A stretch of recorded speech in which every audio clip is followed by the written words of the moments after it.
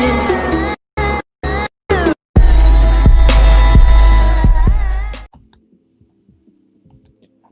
What's up, CloudLife? It's Cash Flow Nexus, the channel of faith, trading, and wealth, giving you the latest and greatest updates on crypto and XRP with Ichimoku technical analysis. And today we are going to be taking a deeper look into the situation with Ripple and the SEC. All right. But before we get started into that, if you are new to this channel and you like what you see in here and feel compelled to smash that like button and subscribe, and let's get that crypto. I will be doing a live stream tonight, so feel free to join that. It's going to be at 8 p.m. Central Time. It's Mondays, Wednesdays, and Fridays, which I do my live streams, and occasionally Sundays, depending on how I feel, just to be real with you guys. But that being said, I do want to, acknowledge Jesus Christ as my Lord and Savior before we move on, because at the end of the day, I don't do content for you guys. I do this to get the name of Jesus out there, and the name of Jesus reigns over my life and is above my life. And without Jesus Christ, I would not be where I'm at today. So definitely, if you do have a relationship with the Lord, continue to seek the Lord with everything that you have and continue to glorify him in everything that you do, because the year of the Lord is coming. And he's going to definitely bless his children into the 2021 year. So if you are a child of God, definitely be positioned to proclaim the Lord's and live a abundant and a very fruitful lifestyle. Everything that you've been sowing into this year, and you're going to reap what you sow. And this goes for, people that are non-believers as well. God is not a man that he should lie. So you will be blessed if you continue to seek the Lord. And if you don't have a relationship with the Lord, I strongly urge you to have a relationship with the Lord. All right. That being said, if you guys have not joined the Discord group, feel free to join the Discord group. It's for students and anybody else that wants to join. I have a student section. Students get full access to the Discord group, and people that aren't students, they get half access to the Discord group. There's some sections that are only listed for students, and there's some sections that are listed for everybody to just enjoy and have conversations. But that being said, you guys, we're going to jump into this video and get started into what I have for you guys today. I don't want to read the article because it's going to be very redundant, because a lot of you probably already have read the article already on the situation between Ripple and the SEC. What I'm here to do is to see how it's affecting the charts currently. All right. And y'all could see that XRP is bleeding heavily today. All right. It's actually taking the biggest hit out of the market today. So we will be taking a look at that closely. But you have to understand this SEC battle with Ripple. It's very unfortunate, especially for people that have been, accumulating XRP, especially at the higher prices, like 60 cents. You're probably negative now. So it is what it is. But at the same time, this has been planned, you guys. And I've been telling you guys that this could be a very likely possibility, because I will explain that when we get more on the charts. But I said that this was a possibility, but the SEC situation has sped up the process to make it even more, to cover up what the charts was really saying the whole time. And it's funny how this plays out. Everything's not a coincidence. I don't really pay attention to news. News is actually a smoke screen.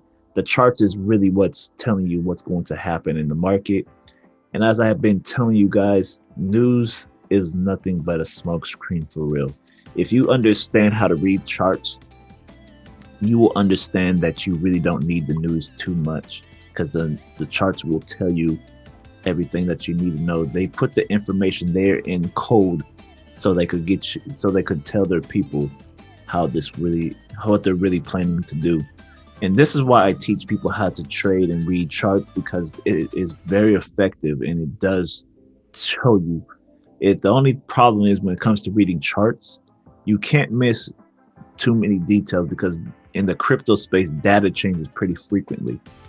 Unlike the foreign exchange market where data doesn't change as quickly as the crypto space, you could definitely get into some moves that could, turn your trade around or benefit your trade, but you have to be patient. Warren Buffett said it the best. The stock market is designed for the impatient, designed for the patient hands to receive money from the impatient hands. He didn't say verbatim like that, but you get the idea. It's the same as crypto. This market is designed for the impatient hands to fall and for the patient hands to succeed. So you have to understand that this market is designed a certain way. It's designed for the bigger people, and not just the bigger people with finances and money, but also for the people that have patient hands. How long can you sit and wait and hold out on on reaping what you've sown into this market? That's the question. All right. But with the situation with the SEC, I don't think it's going to last that long. We don't know the extent of how long it's going to last, which is also another reason why this market has tanked. But you have to understand that Ripple has proven time and time again that XRP is not a security. And the man that has caused this situation to happen, he will reap what he sows as well, causing confusion and destruction in this market. It only takes one thing to cause the markets to move, all right? And this was the one that broke the camel's back. But that being said, you guys, let's take a look at the charts here. Bitcoin still green with 68% dominance, especially after that XRP drop, sitting at the price of 23,447 with a plus 0.68% gain, while our beloved XRP has taken a 31% drop today, sitting at the price of 31 cents 007. So we know that we already see that the market's bleeding out. We just want to know where the market is going right now. So I'm going to go ahead and take a look at the charts for you guys and analyze it, give you my perspective and give you guys what I see in the market, my bias. So as you see here, we have taken a massive hit. If you are a day trader, this would have been a terrible hit. 96% drop in the market is pretty brutal. I told my students to short on this opportunity, and I'll show you where I told them to short at. But you guys, you got to understand that this whole game here is just for fun for them. I have spoke about this price dropping down to the 34, 32 cent level, but I had to push this down because I realized that there was more range that they could push this market down to. You see that they're holding up pretty well at that 30-cent range. Just as easily as we, went up, it was easier to fall back down. It was easy for them to say, let's push the price down. Let's push this down. But here's how this works now. So now that we're back in this zone between the 34 cent range, it's all going to come down to whether we could hold this level as a support. All right. Can we do that? I believe we can. Will we do that? I don't know, because there's no information saying that yet. But right now it's showing on the lower time frames that we are holding this level.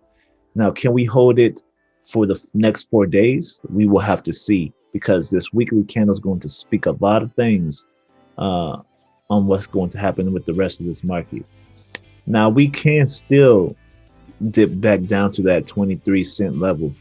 It is a trend line level that has not been tested. If you see here, the market was making higher lows, higher highs actually. So higher lows. So a higher low, and a higher low. So we could come back down here and test it and then start pushing back up to the upside. Unless we break through that 23 cent level, then we're just not going to have a good day. but I don't see that being the case, at least not right now. Looking at the chart, we could see that this market could definitely start pushing up to the upside just if we hold here based off the weekly time frame. All right. Volume did increase for the bears. It did increase, which is why you see this massive drop to the downside. A lot of people were selling off because they didn't want to miss out on their earnings for XRP, which is totally fine and understandable. But you have to understand that they're trying to get you out of the market. They really don't want you having this. I still hold true to them shaking at least half, if not, more than half of people that are in this space, especially involved in XRP. So here's another reason why XRP took a massive hit. Like I said, it could still move a lot lower. We see that the price right in here, we had a Chiku span breakout. And then also, not just a Chiku span breakout, we had a Kumo twist here, a bearish one at that, while Kijinsen and Tenkan-sen were angling to the downside. So right now, we are seeing that the market is wanting to push down lower. Now, what we may get here, and this is what I'm watching for, and it's going to depend if we could hold this level.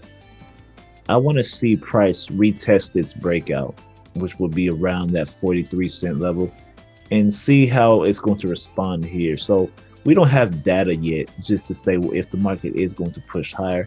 So we have to go to the 4-hour chart.